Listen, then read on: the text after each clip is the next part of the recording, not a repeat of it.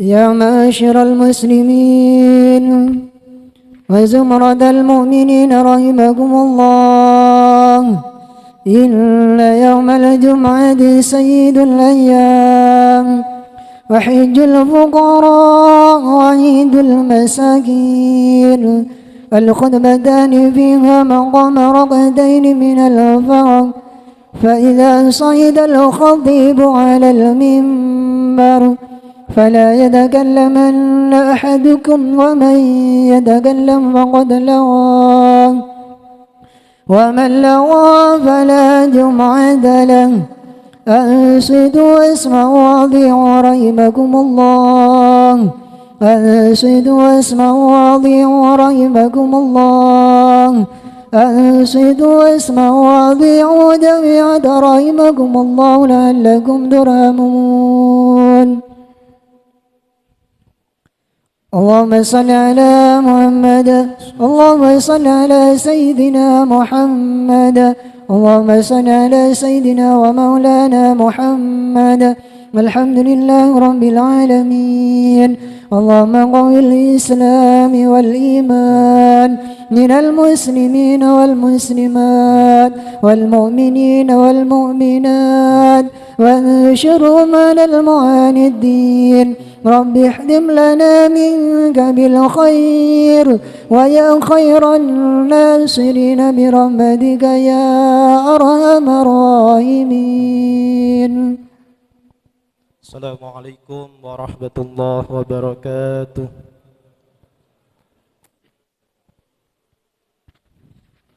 الله أكبر الله أكبر الله أكبر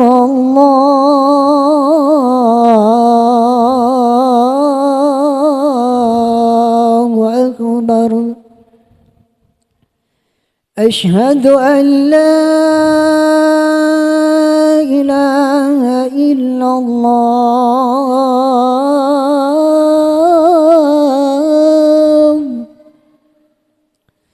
أشهد أن لا إله إلا الله،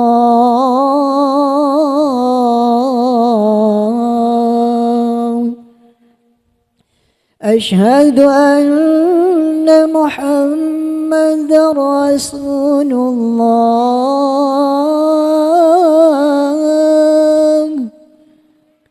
أشهد أن محمد رسول الله.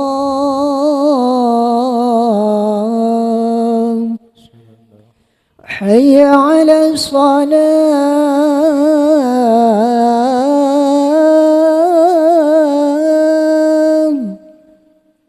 حي على الصلاة،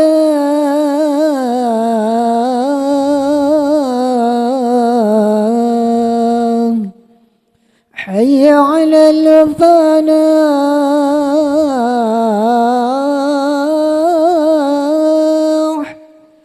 حي على الفلاح.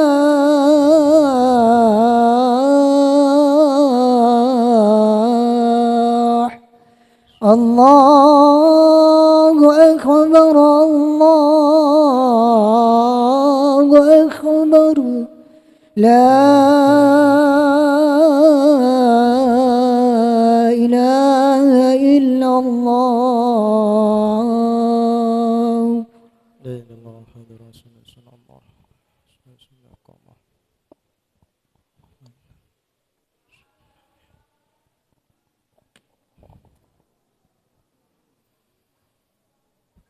الحمد لله، الحمد لله الذي أرسل رسوله بالهدى ودين الحق ليظهره على الدين كله.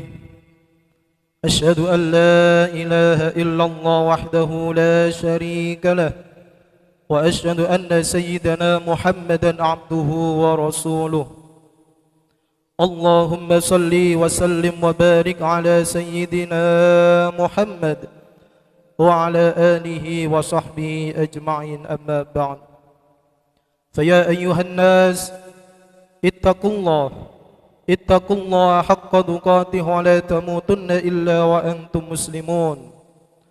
قال الله تعالى في القرآن الكتابي الكريم وهو أصدق القائلين أعوذ بالله من الشيطان الرجيم بسم الله الرحمن الرحيم يا أيها الذين آمنوا اتقوا الله حق تقاته اتقوا الله حق تقاته ولا تموتن إلا وأنتم مسلمون.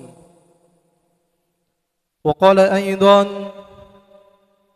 أعوذ بالله من الشيطان الرجيم بسم الله الرحمن الرحيم يرفع الله الذين آمنوا منكم والذين أوتوا العلم درجة والله بما تعملون خبير. أما بعد. Hadirin ma'asyiral muslimin rahimakumullah, mengawali khutbah Jumat pada Jumat yang penuh berkah ini, marilah kita selalu meningkatkan keimanan dan ketakwaan kita kepada Allah Subhanahu wa taala. Takwa dalam makna yaitu imtithalul awamirillah, berusaha sekuat tenaga untuk menjalankan segala perintah-perintah Allah, wajtinabun nawahillah, dan berusaha untuk menjauhi apa yang sudah dilarang oleh Allah Subhanahu wa taala. Hadirin jamaah Jumat rahimakumullah, setiap Jumat khatib selalu mengingatkan kepada kita semuanya, lebih-lebih kepada diri kami sendiri, akan wasiat takwa ini. Dalam rangka apa? Bagaimana agar kita dari setiap waktu, dari hari ke hari, dari Jumat ke Jumat, agar kita mempunyai peningkatan dalam hal amaliyah, ibadah, dan juga kedekatan kita kepada Allah Subhanahu wa taala. Lebih-lebih juga bagaimana kedekatan kita kepada junjungan kita baginda Nabi Muhammad sallallahu alaihi wasallam. Para hadirin sidang Jumat rahimakumullah, secara kuantitas mari kita tingkatkan kualitas ibadah kita, baik itu ibadah yang wajib maupun ibadah-ibadah yang sunnah. Kita istiqomahkan itu semuanya. Pun juga para hadirin rahimakumullah, secara kualitas mari kita tingkatkan ibadah kita kehadiran Allah Subhanahu wa taala. Apakah ibadah kita selama ini barangkali masih terimbas, masih mempunyai niat bukan karena lillahi ta'ala, bukan karena Allah Subhanahu wa ta'ala. Oleh karena itu, kualitas kesempurnaan seseorang, kualitas kesempurnaan hamba Allah dilihat daripada 4 perkara ini. Yang pertama, yaitu bagaimana seorang hamba menjalankan dan menuntut ilmu.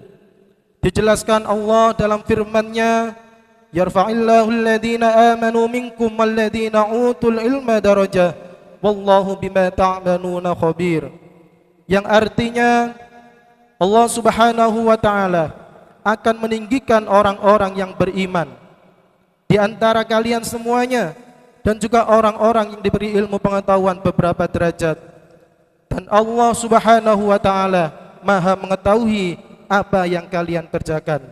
Para hadirin rahimakumullah, terkait dengan ilmu ini, barangkali seringkali kita mengotak-ngotakkan, kita membeda-bedakan. Oh, ini ilmu urusan dunia, oh ini ilmu urusan agama, oh ini urusan hanya untuk kepentingan mencari harta, kepentingan mencari dunia dan yang lain sebagainya. Oleh karena itu, marilah pada kesempatan ini kita hapus persepsi seperti itu.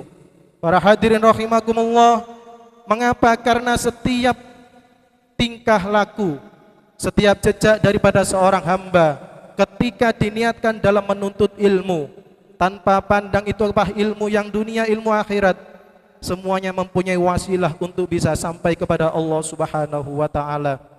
Para hadirin rahimakumullah, ketika kita mempelajari ilmu-ilmu yang bersifat teknik, ilmu yang bersifat sosial dan yang lain sebagainya, ketika kita bisa menumpangkan niat di dalamnya, maka itu akan menjadi wasilah kita untuk kembali kepada Allah Subhanahu wa taala. Pun juga sebaliknya, terkadang kita menganggap bahwa ilmu-ilmu yang bersifat agama itu bisa semuanya mengantarkan kita kepada Allah. Belum tentu juga. Bagaimana kita menata hati kita ketika kita menyampaikan satu ilmu agama. Kita menganjurkan orang untuk gemar bersedekah, gemar untuk menjalankan hartanya kepada Allah di jalan Allah. Akan tetapi kita sendiri bakhil, kikir, medit, maka ilmu itu tidak akan ada gunanya. Karena apa? Ilmu yang akan dinilai oleh Allah adalah ilmu yang benar-benar diamalkan.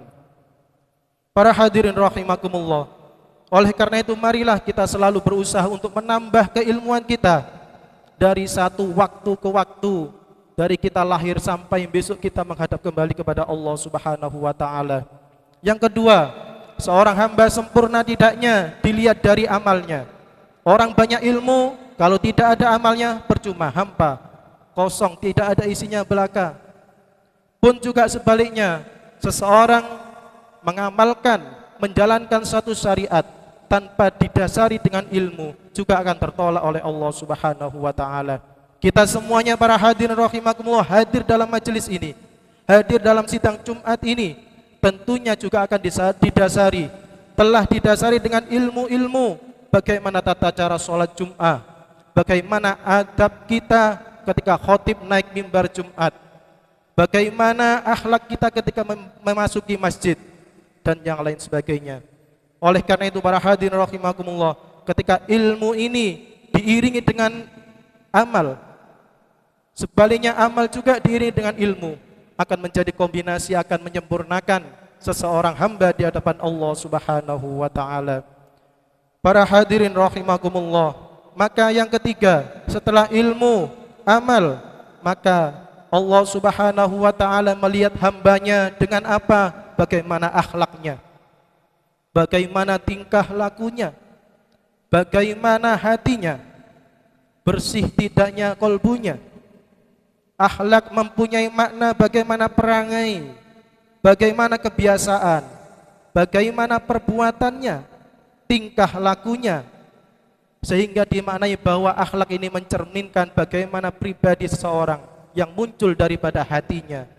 Oleh karena itu Rasulullah Muhammad SAW diperintahkan dan diturunkan oleh Allah ke bumi ini, tak lain adalah tugasnya untuk menjemurnakan akhlak yang mulia. Innama bu'istu liutammima makarimal akhlak. Sesungguhnya aku dibangkitkan, aku diutus untuk melengkapi kesempurnaan akhlak. Rasulullah diturunkan di Mekah di saat itu zaman jahiliyah, zaman kebodohan, zaman di mana banyak akhlak yang rusak. Oleh karena itu Rasulullah diturunkan di Mekah untuk menyempurnakan akhlak itu. Para hadirin rahimakumullah, marilah dalam kesempatan ini kita selalu berusaha untuk meningkatkan akhlak kita. Bagaimana tingkah laku kita baik kepada sesama, lebih-lebih kepada Allah Subhanahu wa taala. Allah Subhanahu wa taala berfirman, "Laqad kana lakum fi Rasulillahi uswatun hasanah liman kana yarjullaha wal yaumil akhir wa dzakarallaha katsira." Sesungguhnya telah ada pada diri kami, diri Rasulullah Muhammad sallallahu alaihi wasallam, suri tauladan yang baik bagimu, bagi kita, bagi orang yang mengharap rahmat Allah dan kedatangan di hari kiamat, dan dia banyak menyebut nama Allah Subhanahu wa taala. Apa ya Allah? Para hadirin rahimakumullah, siapa yang kita jadikan tuntunan, kita jadikan jujukan, tak lain adalah baginda Rasulullah Muhammad SAW. Kita contoh akhlak Rasulullah, bagaimana kesabaran beliau dalam berdakwah, bagaimana akhlak beliau dalam bersabar dalam kehidupan, bagaimana kebijaksanaan beliau dalam berumah tangga, bermasyarakat, bernegara, dan yang lain sebagainya. Hadirin jamaah Jumat rahimakumullah, yang paling akhir, seorang hamba dikatakan sempurna di hadapan Allah jikalau mempunyai adab yang baik. Apa itu adab? Kalau orang sudah punya akhlak di dalam dirinya baik, mempunyai hati yang baik, maka wujud keluarnya, adabnya akan juga lebih baik juga. Adab dimaknai sebagai ekspresi daripada watak daripada seseorang. Kalau akhlak ada di dalam hati, maka sifatnya, munculnya daripada di orang itu dinamakan adab. Seringkali kita menyebut bahwa banyak orang sekali punya ilmu, punya amal yang banyak, punya akhlak yang bagus, akan tapi tidak diiringi dengan adab yang baik juga akan percuma, tidak ada sia-sia di hadapan Allah Subhanahu wa taala. Syekh Abdullah Darras di dalam satu makalahnya menjelaskan yang maknanya bahwa alangkah baik jika kita memahami perbedaan antara akhlak dan adab. Seperti penjelasan yang lalu, akhlak adalah perkara yang abstrak. Bagaimana orang dilihat hatinya tidak terlihat, abstrak. Ia adalah sifat dan watak alami dalam setiap jiwa. Setiap orang punya watak masing-masing, punya akhlak. Itu bisa dibentuk dengan apa? Dengan amal ibadah, dengan riyadhah. Bagaimana kita beribadah kepada Allah, maka akan membentuk akhlak yang baik. Sedangkan adab merupakan corak amal, pijakan dan tata krama. Wujud daripada akhlak yang baik, ekspresi akhlak yang baik pasti akan menjadikan adab yang baik di hadapan Allah, di hadapan manusia. Para hadirin rahimakumullah, sebagai penutup, seorang muslim yang sempurna merupakan orang-orang yaitu mempunyai keilmuan yang luas, tidak merasa benar sendiri, mempunyai amal yang istiqomah terus menerus meskipun itu sedikit, mempunyai akhlak yang mulia, meniru bagaimana jejak Rasulullah Muhammad SAW, dan yang terakhir mempunyai adab yang tinggi, mempunyai sopan santun kepada sesama, kepada orang tua, kepada guru, kepada Rasulullah, lebih-lebih kepada Allah Subhanahu wa taala. Mudah-mudahan kita semuanya hari ke hari, Jumat ke Jumat, diri kita menjadi diri yang lebih baik, dijadikan Allah menjadi pribadi yang lebih sempurna, ilmu kita bertambah, amal kita bertambah, akhlak kita semakin baik, dan juga adab kita semakin baik di hadapan Allah Subhanahu wa taala. Amin amin ya rabbal alamin. A'udzu billahi minasyaitonir rajim. Bismillahirrahmanirrahim. Wal 'asri innal insana lafi khusrin illa alladhina amanu wa 'amilus solihati wa tawassaw bil haqqi wa tawassaw bis sabr. Aqulu qawli hadza wastaghfiru li wa lakum wastaghfiru innahu huwal ghafurur rahim.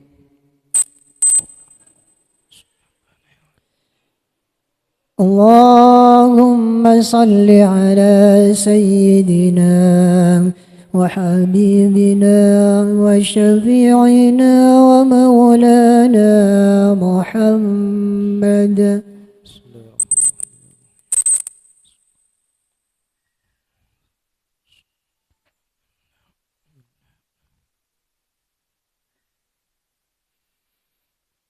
Alhamdulillah. Alhamdulillahi wa kafa wa usalli wa usallim ala sayyidina Muhammadil Mustafa wa ala alihi wa ashami ahli al-wafa.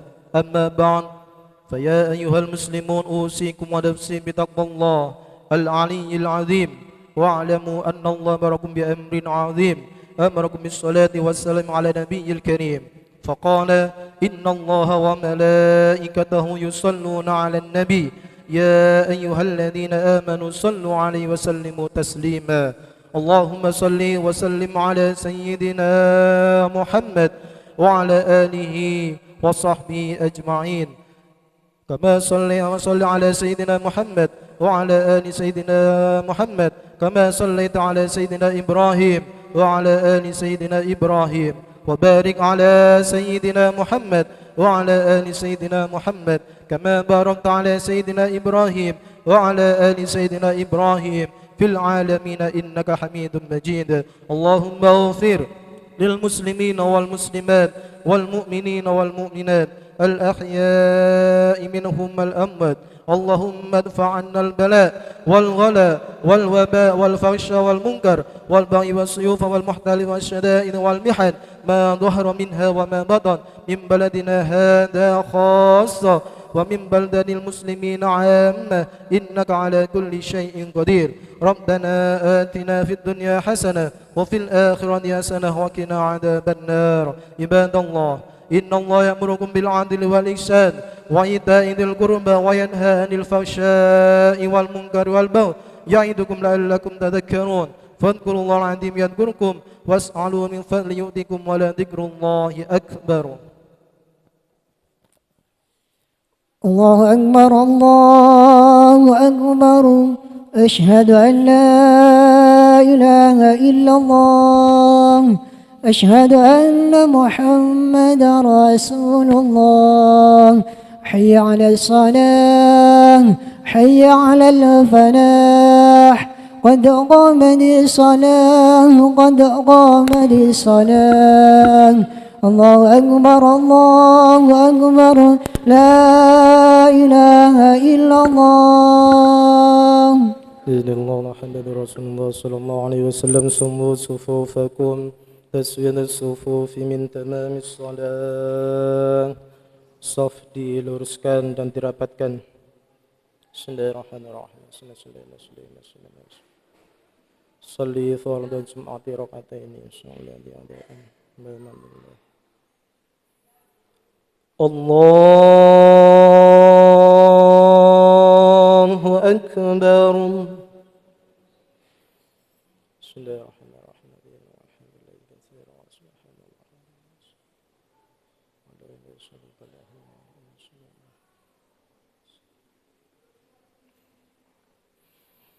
بسم الله الرحمن الرحيم.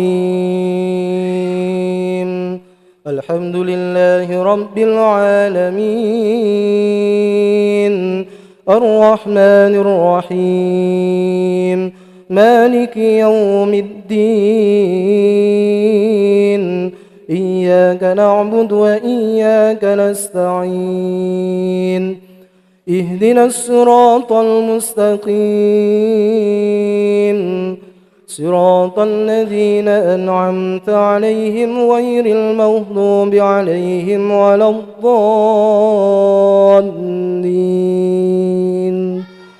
آمين.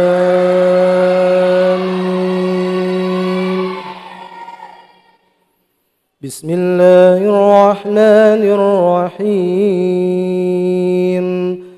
سبح اسم ربك الأعلى الذي خلق فسوى والذي أخرج المرعى فجعله غثاء أحوى سنقرئك فلا تنسى إلا ما شاء الله إنه يعلم الجهر وما يخفى ونيسرك لليسرى فذكر إن نفعت الذكرى سيذكر من يخشى ويتجنبها الأشقى الذي يصلى النار الكبرى ثم لا يموت فيها ولا يحيا قد أفلح من تزكى وذكر اسم ربه فصلى بل تؤثرون الحياة الدنيا والآخرة خير وأبقى إن هذا لفي الصحف الأولى صحف إبراهيم وموسى. الله أكبر.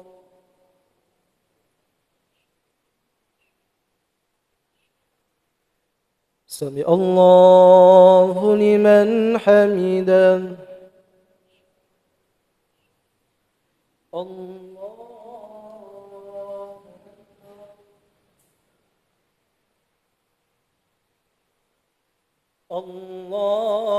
أكبر.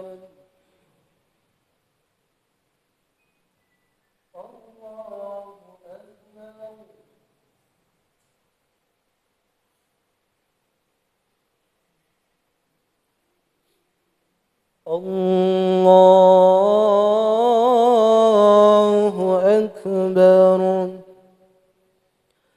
بسم الله الرحمن الرحيم. الحمد لله رب العالمين الرحمن الرحيم مالك يوم الدين إياك نعبد وإياك نستعين اهدنا الصراط المستقيم صراط الذين أنعمت عليهم غير المغضوب عليهم ولا الضالين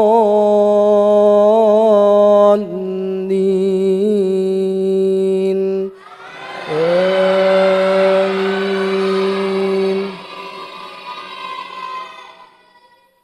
بسم الله الرحمن الرحيم.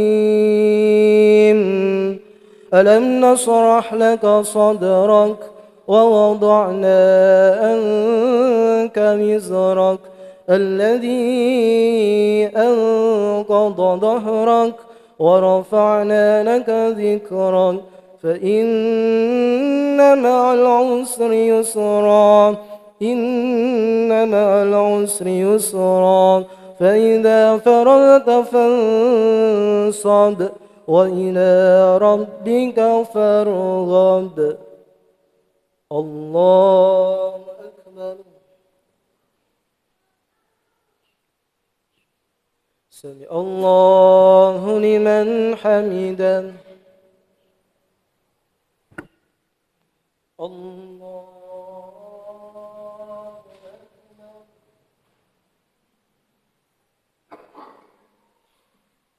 الله أكبر. الله أكبر.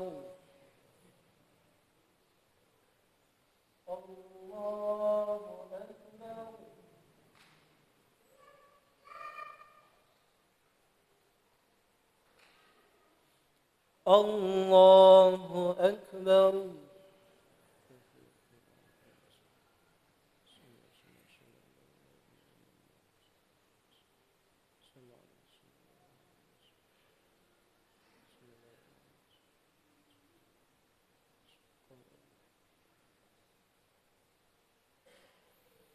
السلام عليكم ورحمة الله.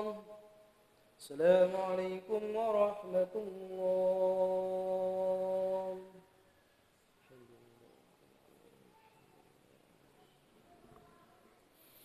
الفاتحة. أعوذ بالله من الشيطان الرجيم. بسم الله الرحمن الرحيم. الحمد لله رب العالمين الرحمن الرحيم مالك يوم الدين. إياك نعبد وإياك نستعين اهدنا الصراط المستقيم صراط الذين أنعمت عليهم غير المغضوب عليهم ولا الضالين آمين. بسم الله الرحمن الرحيم. الحمد لله رب العالمين الرحمن الرحيم مالك يوم الدين. إياك نعبد وإياك نستعين اهدنا الصراط المستقيم صراط الذين أنعمت عليهم غير المغضوب عليهم ولا الضالين آمين. بسم الله الرحمن الرحيم. الحمد لله رب العالمين الرحمن الرحيم مالك يوم الدين. إياك نعبد وإياك نستعين اهدنا الصراط المستقيم صراط الذين أنعمت عليهم غير المغضوب عليهم ولا الضالين آمين. لا إله إلا الله والله أكبر. بسم الله الرحمن الرحيم. قل هو الله أحد الله الصمد لم يلد ولم يولد ولم يكن له كفوا أحد. بسم الله الرحمن الرحيم. قل هو الله أحد الله الصمد لم يلد ولم يولد ولم يكن له كفوا أحد. بسم الله الرحمن الرحيم. قل هو الله أحد الله الصمد لم يلد ولم يولد ولم يكن له كفوا أحد. لا إله إلا الله والله أكبر. بسم الله الرحمن الرحيم. قل أعوذ برب الفلق من شر ما خلق ومن شر غاسق إذا وقب ومن شر النفاثات في العقد ومن شر حاسد إذا حسد. لا إله إلا الله والله أكبر. بسم الله الرحمن الرحيم. قل أعوذ برب الناس ملك الناس إله الناس من شر الوسواس الخناس الذي يوسوس في صدور الناس من الجنة والناس. لا إله إلا الله والله أكبر. بسم الله الرحمن الرحيم الحمد لله رب العالمين الرحمن الرحيم مالك يوم الدين إياك نعبد وإياك نستعين اهدنا الصراط المستقيم صراط الذين أنعمت عليهم غير المغضوب عليهم ولا الضالين رب اغفر لي ولوالدي وللمؤمنين آمين استغفروا ربكم إنه كان غفارا استغفر الله العظيم استغفر الله استغفر الله العظيم استغفر الله العظيم استغفر الله العظيم استغفر الله العظيم استغفر الله العظيم استغفر الله العظيم استغفر الله العظيم استغفر الله العظيم استغفر الله العظيم استغفر الله العظيم صلى الله على محمد صلى الله على محمد صلى الله على محمد صلى الله على محمد صلى الله على محمد صلى الله على محمد صلى الله على محمد صلى الله على محمد صلى الله على محمد صلى الله على محمد صلى الله على محمد صلى الله عليه وسلم أفضل ذكري فاعلم أنه لا إله إلا الله لا إله إلا الله لا إله إلا الله لا إله إلا الله لا إله إلا الله لا إله إلا الله لا إله إلا الله لا إله إلا الله لا إله إلا الله لا إله إلا الله لا إله إلا الله محمد رسول الله لا إله إلا الله محمد رسول الله لا إله إلا الله محمد رسول الله صلى الله عليه وسلم أعوذ بالله من الشيطان الرجيم بسم الله الرحمن الرحيم اللهم صل وسلم على سيدنا محمد الحمد لله رب العالمين حمد الناعمين حمد الشاكرين حمد يوفي نعمه يكافئ مزيدا يا ربنا لك الحمد كما ينبغي لجلال وجهك الكريم وعظيم سلطانك اللهم صل وسلم على سيدنا محمد قمر الوجود في هذا اليوم وفي كل يوم وفي اليوم الموعود سرا وجهرا في الدنيا والأخرى وعلى آله وصحبه وسلم اللهم صل وسلم على سيدنا محمد صلاة تغفر بها الذنوب وتصلح بها القلوب وتنطلق بها العصوب وتنين بها الصعوب على آله وصحبه ومن إليه منسوب اللهم إنا نسألك رضاك والجنة ونعوذ بك من سخطك والنار اللهم ثبت إيماننا وإسلامنا في الدين والدنيا والآخرة اللهم يسر لنا زيارة المكة والمدينة اللهم يسر لنا زيارة مسجد الأقصى اللهم يسر لنا زيارة قبر نبيك محمد صلى الله عليه وسلم ربنا اغفر لنا ذنوبنا ولوالدينا وارحمهما كما ربيانا صغارا اللهم إنا نسألك علما نافعا وعملا متقبلا ورزقا واسعا وحلالا طيبا ربنا هب لنا من أزواجنا وذرياتنا قرة أعين واجعلنا للمتقين إماما ربنا آتنا في الدنيا حسنة وفي الآخرة حسنة وقنا عذاب النار وصلى الله على سيدنا محمد وعلى آله وصحبه وسلم سبحان ربك رب العزة عما يصفون وسلام على المرسلين والحمد لله رب العالمين بسر الفاتحة